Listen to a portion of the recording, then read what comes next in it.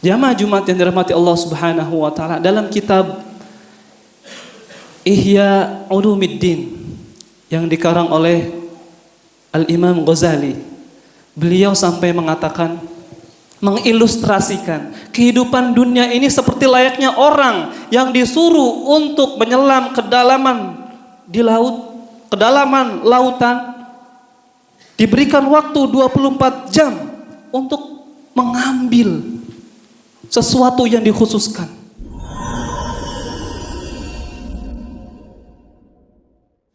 Misalnya itu permata, kemudian ada hal-hal yang dikhususkan lagi.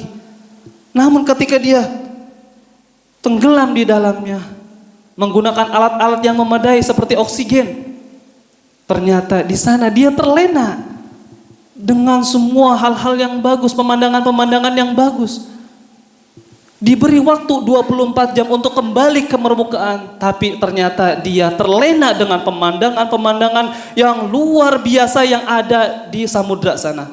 Entah ikan-ikan hias yang bagus, yang warna-warni, ataupun pemandangan-pemandangan yang lainnya di dalamnya. Itu yang membuat mereka lama di sana. Bahkan bukan alat-alat atau oksigen yang kurang, tapi karena mereka terlena dengan pemandangan-pemandangan yang ada di dalam lautan tersebut. Itulah layaknya dunia ini. Padahal kita disuruh Allah Subhanahu wa taala berakidah satu, meyakini rukun Islam, rukun iman. Cukup itu saja. Kerjakan semuanya. Kerjakan semuanya, sudah pasti kita masuk surga. Akan tetapi bagaimana di lapangan? Ternyata di dunia ini, dari beberapa yang dikhususkan tadi, rukun iman, rukun Islam dan akidah itu, ternyata kita terlena dengan semua pemandangan-pemandangan yang ada di dunia ini, yang membuat hati kita itu semakin membatu, semakin susah untuk mengingat Allah Subhanahu wa taala. Itu yang pertama. Kita harus berlindung kepada Allah Subhanahu wa taala dari hati yang tidak bisa khusyuk untuk melaksanakan salat atau melaksanakan ibadah-ibadah, sampai kita tidak bisa merasakan nikmatnya atau halawatul iman. Nikmatnya keimanan itu seperti apa?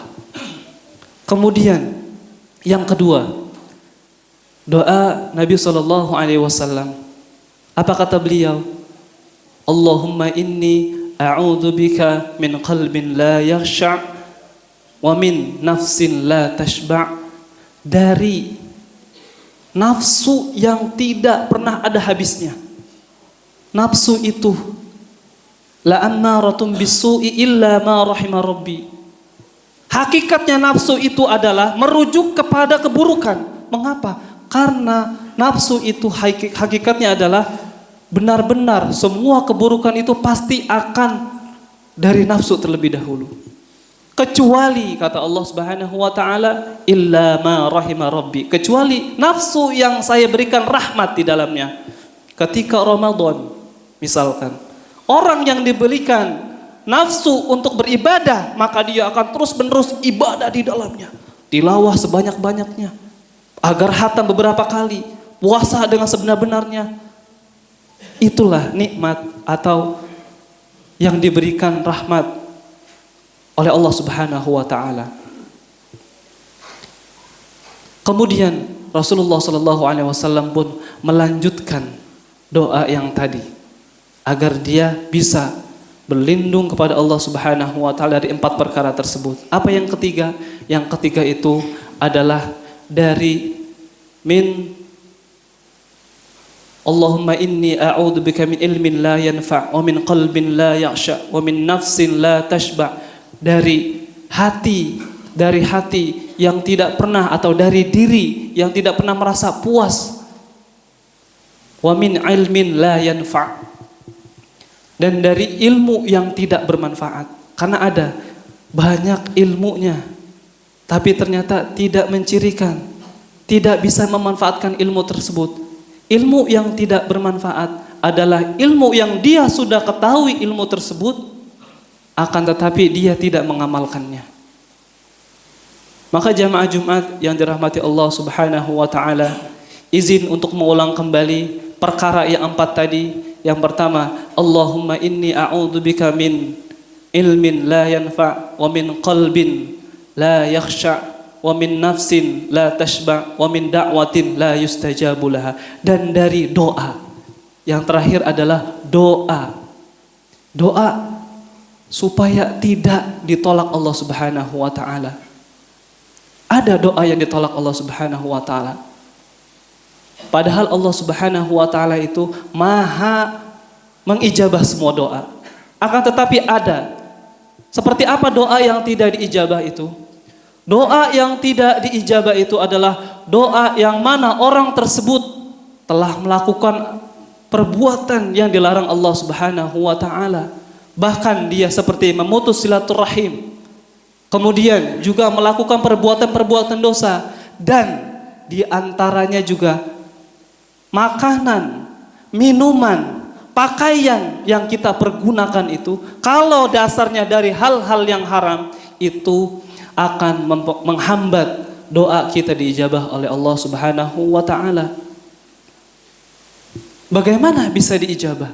Kalau semua harta-harta kita, yang kita makan, yang kita minum, yang kita konsumsi itu semuanya dari hal-hal yang buruk, apakah Allah akan mengijabahnya? Tidak. Maka dari itu jamaah yang dirahmati Allah Subhanahu wa taala, dari 4 aspek tadi, setidaknya dari sini, hari ini, siang ini kita bisa benar-benar mengaplikasikannya, mempraktekkannya supaya kita tidak terjerumus dari 4 perkara yang tadi. Seperti halnya kita tadi ingin menjadi umat Nabi Muhammad yang benar-benar melaksanakan semua sunnahnya, ingin mendapat syafaat. Jangan hanya berbicara, saya ingin dapat syafaat, saya ingin dapat pertolongan, tapi untuk melaksanakan sunnah-sunnahnya saja berat. Waliyadzubillah, tsumma na'udzubillah. Ini nasihat kita untuk kita semuanya, agar kita benar-benar dibimbing oleh Allah Subhanahu wa taala. Semoga dan kita berharap kepada Allah Subhanahu wa taala mengistiqomahkan kita dalam kebaikan dan melindungi kita dari 4 perkara yang tadi kita sebutkan.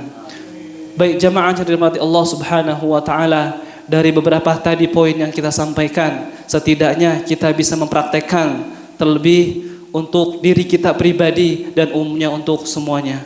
Barakallahu li wa lakum fil Qur'anil Karim wa naf'ani wa iyyakum bima fihi minal ayati wa dzikril hakim wa taqabbala minni wa minkum tilawatahu innahu huwal ghafurur rahim.